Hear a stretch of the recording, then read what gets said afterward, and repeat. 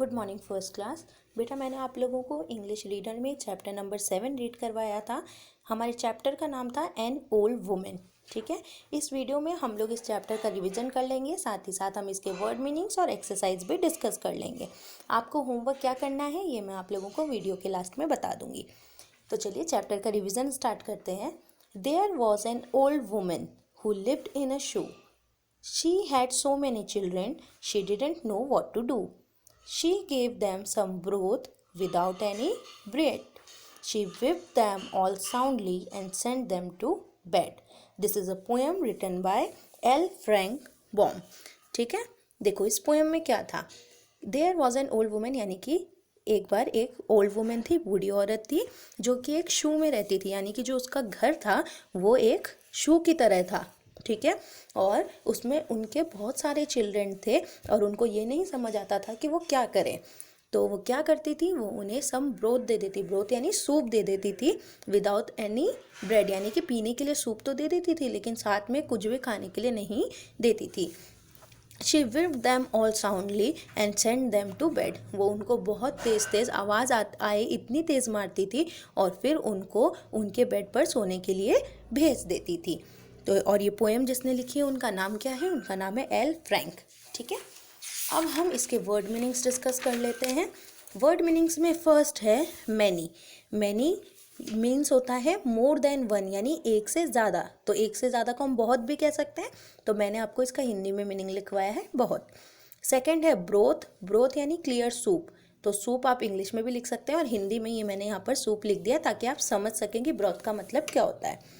Third है weep. Weep यानी to beat, यानी कि किसी को मारना या पिटना, तो पीटा जाना, मैंने इसका मीनिंग लिख दिया। नेक्स्ट है multiple choice questions. Multiple choice questions में फर्स्ट है tick the correct answer. The poem is about a. ये जो पोएम है वो किसके बारे में है, एक ओल्ड वुमेन के बारे में है, चिल्ड्रेन यानी कि बच्चों के बारे में है, या फिर N old women and her children के बारे में, एक बूढ़ी औरत और उनके बच्चों के बारे में है। तो ये पोएम एक बूढ़ी औरत और उनके बच्चों के बारे में, इसलिए हमने टिक कर दिया।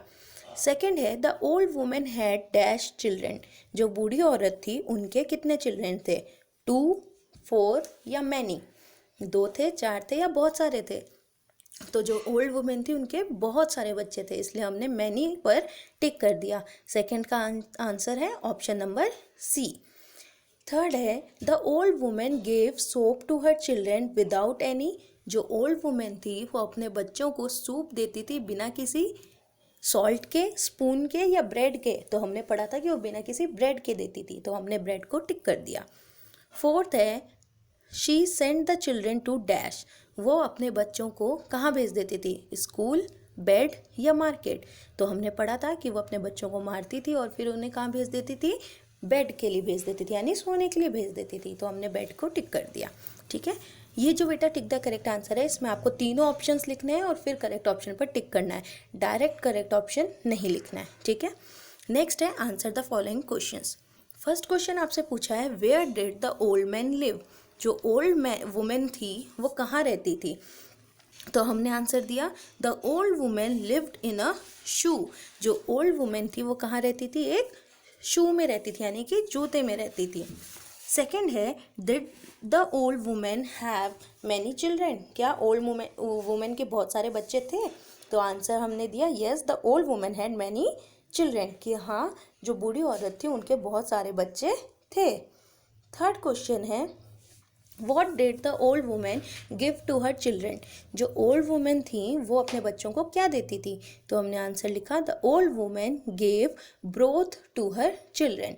जो ओल्ड वुमेन थी वो अपने बच्चों को ब्रोथ देती थी, ब्रोथ मतलब सूप देती थी। ठीक है, फोर्थ क्वेश्चन है what did she do at last. At last उन्होंने क्या किया, उन बूढ़ी औरत ने एट लास्ट वो क्या करती थी, तो at last she sent them to bed. वो उनको कहाँ भेज देती थी, बेड पर भेज देती थी, यानी कि सोने के लिए भेज देती थी।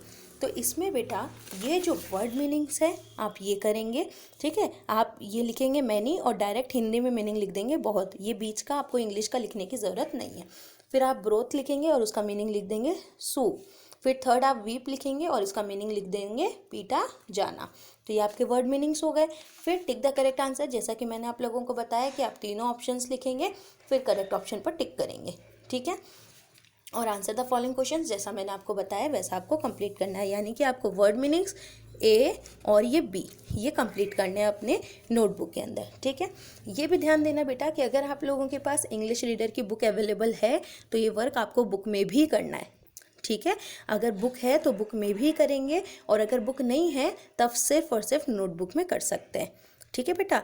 तो ये वर्क आप कंप्लीट कर लीजिएगा, और इस चैप्टर से रिलेटेड अगर कोई भी प्रॉब्लम हो तो आप मुझसे नेक्स्ट लाइव क्लास में पूछ सकते हैं।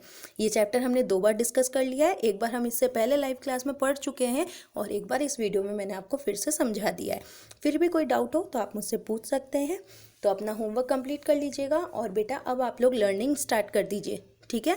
किसी भी टाइम ऐसा हो सकता है कि आपके एग्ज़ाम्स हो, तो फिर अगर आप लास्ट में लर्न करेंगे तो आपको बहुत प्रॉब्लम आएगी, इसलिए आप लोग इसके लिए रेडी रहो और आप लोग पढ़ाई स्टार्ट कर दो। जो वर्क कंप्लीट नहीं कर रहे हैं बच्चे वो वर्क कंप्लीट कीजिए, और जो वर्क कंप्लीट कर चुके हैं वो लर्निंग स्टार्ट कर दीजिए। मिलेंगे फिर हम लोग अपने नेक्स्ट लाइव क्लास में। Till then bye, take care.